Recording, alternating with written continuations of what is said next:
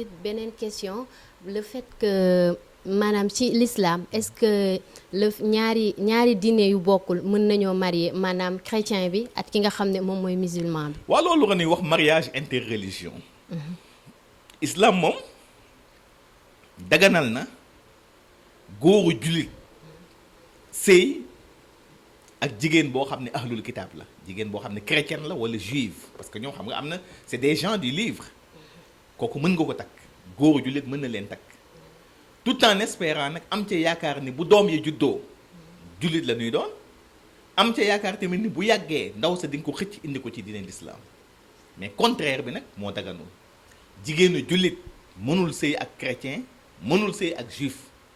heure bu sëy ak ñoom buñ fa fasee sëy boobu baaxul concubinage la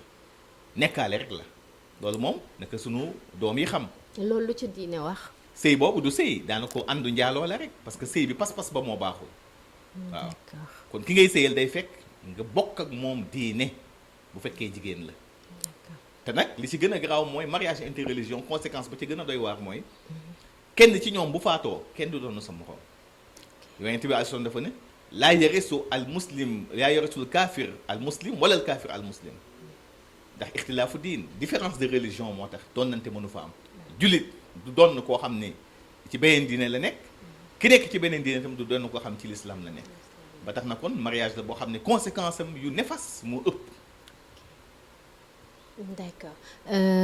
Imam nag duñu terminer interview bi sans pour autant dugg ci li nga xam ne moom mooy mbënd bi gis nañ ne jamono yi ñu génn mbënd bi def na ravage fi nga xam ne moom mooy Ndakaaru Njaay surtout fi nga xam ne mooy banlieue bi di Kër Massar ak yeneen ak yeneen ak yeneen ana lan nga ñu mën a wax ci loolu. waaw mbënd bi moom wax dëgg yàlla tey nekk na phénomène boo xam ne d'abord noo ngi massawu ñu nekk ci mbënd mi ñëpp. ñu nekk ci ndox mi yëpp tey di ci souffrir noo ngi leen di massawu.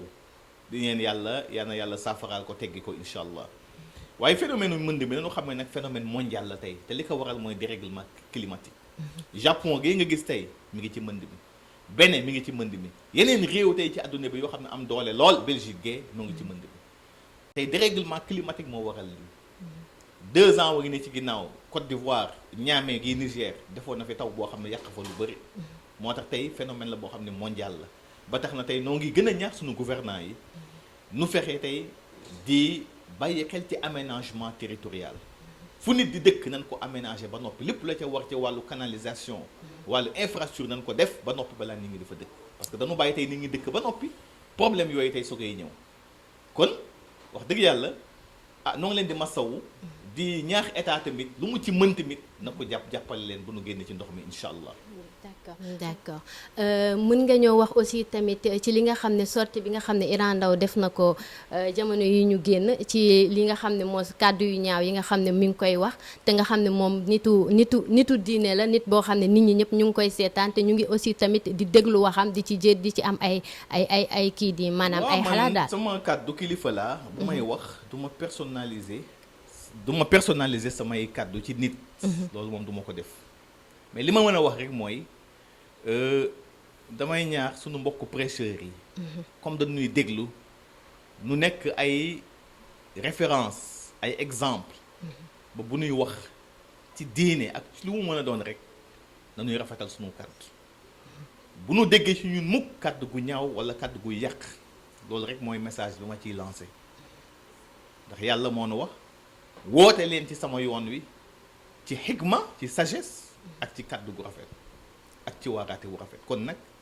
kàddu gu ñaaw waruñu ko dégg ci benn religieux bu mu mën a doon nag kon damay ñaax sunu mbokku religieux yëpp nañu góorgóorlu di rafetal sunuy kàddu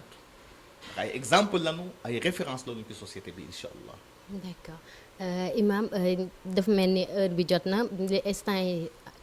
ñu bëggoon a xam lan ngay mën a wax askan bi ban message nga leen di lancer à travers Infos Rewmi.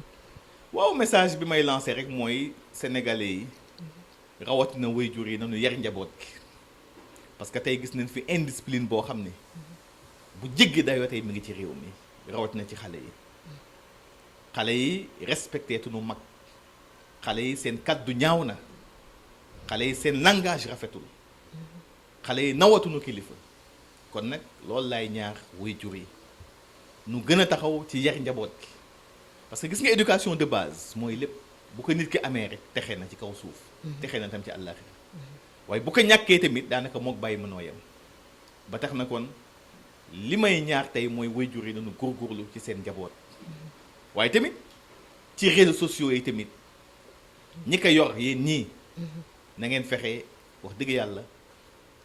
di ci jaamu yàlla ci rafetal moytu dérive yi parce que tey dérive réseaux sociaux yi dafa jéggi dayoo tey information dëgg la ñëpp war a xam mais nag na nekk information boo xam ne bu juste vrai loolu dafa bokk ci professionnalisme aussi kon nag maa ngi leen di ñaar nanu fexe fu waay nekk rek ne jëf lu rafet di wax lu rafet ba bu ëllëgee yàlla gërëm ay jëfam. Imaam ñu ngi lay remercier bu baax di la naan kontaan nañ bu baax ci dalal bi ñu dalal tey fii nii sa biir kër